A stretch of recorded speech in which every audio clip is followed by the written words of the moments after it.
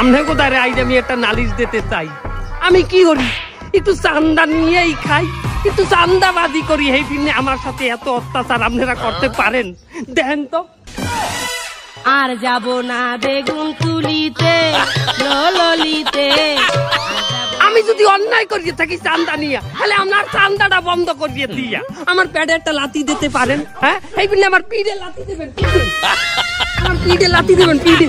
হ্যাঁ, আমি বিচার চাই অবিলম্বে। আমার এই বিচার যদি না করা হয়, আমি চান্দা ছাড়বো না।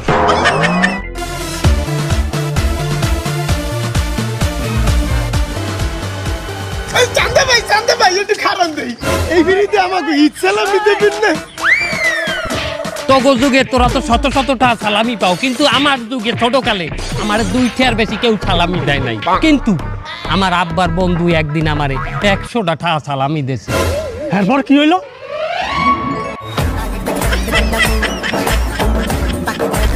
এই না 100 টাকা। আলে থলবো না, 100 টাকা দিতে ভাবা যায়? বকরি 100 টাকা দিতে এটা ভাবা যায়? লো খেলনা কিনি।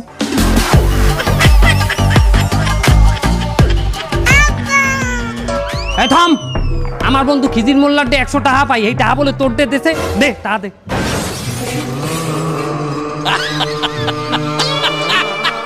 এরপর কি হইলে? আমার পিছে আমার পিঠটা জাগাই দেখ।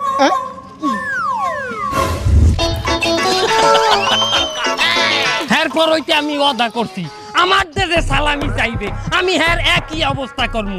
সালামি নিবি?